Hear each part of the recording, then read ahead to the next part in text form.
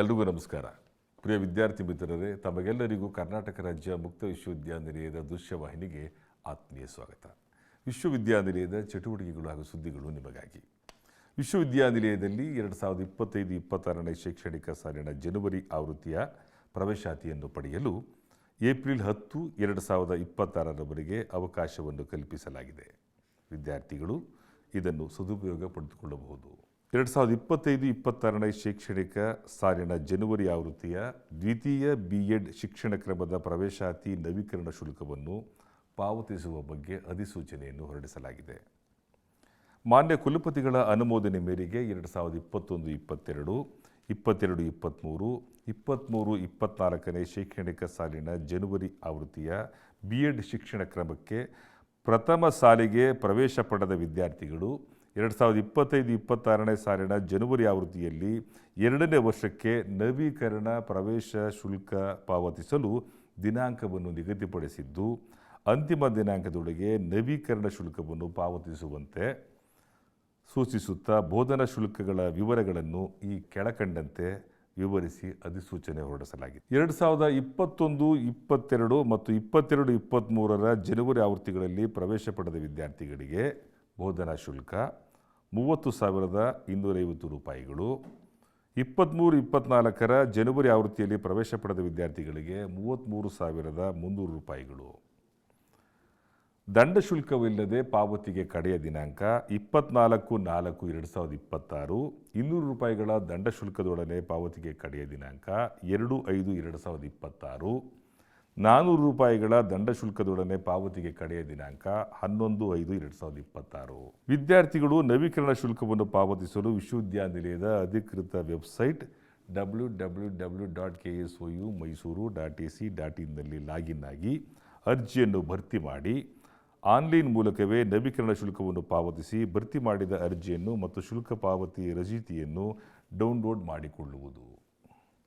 Download ಮಾಡಿಕೊಂಡ ಅರ್ಜಿ ಮತ್ತು ಶುಲ್ಕ ಪಾವತಿ ರಸೀದಿಯನ್ನು ಕಡ್ಡಾಯವಾಗಿ ನಿರ್ದೇಶಕರು, ಪ್ರವೇಶಾತಿ, ಕರ್ನಾಟಕ ರಾಜ್ಯ ಮುಕ್ತ ವಿಶ್ವವಿದ್ಯಾನಿಲಯ, ಮುಕ್ತ ಗಂಗೋತ್ರಿ, ಮೈಸೂರು ಇವರಿಗೆ ಖುದ್ದಾಗಿ ಸಲ್ಲಿಸುವುದು ಅಥವಾ ರಿಜಿಸ್ಟರ್ಡ್ ಅಂಚೆ ಅಥವಾ ಕೊರಿಯರ್ ಮೂಲಕವೂ ಕಳುಹಿಸಬಹುದು. ನಂತರ ಅಧ್ಯಯನ ಸಾಮಗ್ರಿಗಳನ್ನು ವಿತರಿಸಲಾಗುವುದು, ಕಳುಹಿಸಿಕೊಡಲಾಗುವುದು.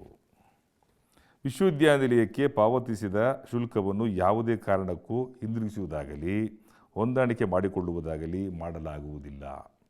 ವಿಶ್ವವಿದ್ಯಾನಿಲಯ ಸೂಚಿಸಿರುವ ರೀತಿಯಲ್ಲಿ ಶುಲ್ಕವನ್ನು ಪಾವತಿಸದೆ ಬೇರೆ ವಿಧದಲ್ಲಿ ಪಾವತಿಸಿದ ಶುಲ್ಕಕ್ಕೆ ವಿಶ್ವವಿದ್ಯಾನಿಲಯ ಹೊಣೆಯಾಗಿರುವುದಿಲ್ಲ.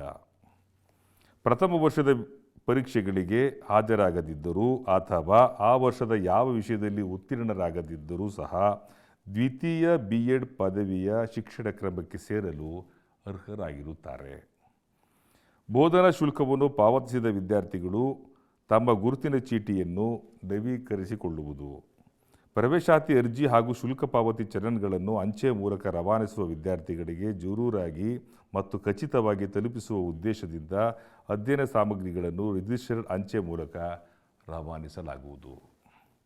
ವಿದ್ಯಾರ್ಥಿಗಳು ಬೋಧನಾ ಶುಲ್ಕ ಪಾವತಿಸಿದ ಅರ್ಜಿಯನ್ನು ನಿಗದಿತ ಸಮಯದಲ್ಲಿ ವಿಶ್ವವಿದ್ಯಾನಿಲಯಕ್ಕೆ ಸಲ್ಲಿಸದೆ ತಮ್ಮ ಬಳಿಯಲ್ಲಿ ಇಟ್ಟುಕೊಂಡಲ್ಲಿ ನಿಗದಿತ ದಿನಾಂಕದ ನಂತರ ಬರುವ ಅಂತಹ ವಿದ್ಯಾರ್ಥಿಗಳ ಅರ್ಜಿಗಳನ್ನು ನೋಂದಣಿ ಮಾಡಿಕೊಳ್ಳಲಾಗುವುದಿಲ್ಲ.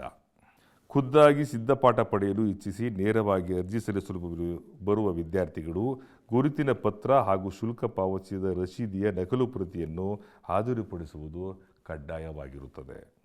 ವಿಶ್ವವಿದ್ಯಾನಿಲಯಕ್ಕೆ ನೋಂದಣಿ ಪಡೆದು ಶಿಕ್ಷಣವನ್ನು 1 ವರ್ಷ ನಿಲ್ಲಿಸಿ ನಂತರ ಮತ್ತೆ ಮುಂದಿನ ತರಗತಿಗೆ ಸೇರಬಯಸುವ ವಿದ್ಯಾರ್ಥಿಗಳು ಬೋಧನಾ ಶುಲ್ಕದೊಂದಿಗೆ ಮರು ಪ್ರವೇಶಾತಿ ಶುಲ್ಕ 1,000ಗಳನ್ನು ವಿಶ್ವವಿದ್ಯಾನಿಲಯಕ್ಕೆ ನೋಂದಣಿ ಪಡೆದು ಶಿಕ್ಷಣವನ್ನು 1 ವರ್ಷ ನಿಲ್ಲಿಸಿ ನಂತರ ಮತ್ತೆ ಮುಂದಿನ ತರಗತಿಗೆ ಸೇರಬಯಸುವ ವಿದ್ಯಾರ್ಥಿಗಳು ಬೋಧನಾ ಶುಲ್ಕದೊಂದಿಗೆ ಮರು ಪ್ರವೇಶಾತಿ ಶುಲ್ಕ 1,000 ರೂಪಾಯಿಗಳನ್ನು, 2 ವರ್ಷ ಶಿಕ್ಷಣ ನಿಲ್ಲಿಸಿದವರು 2,000 ರೂಪಾಯಿಗಳ ಶುಲ್ಕವನ್ನು ಪಾವತಿ ಮಾಡಬೇಕು. 2 ವರ್ಷಕ್ಕೂ ಹೆಚ್ಚು ಶಿಕ್ಷಣವನ್ನು ನಿಲ್ಲಿಸಿರುವ ವಿದ್ಯಾರ್ಥಿಗಳು ನವೀಕರಣ ಶುಲ್ಕ ಪಾವತಿಸಲು ಅವಕಾಶವಿರುವುದಿಲ್ಲ.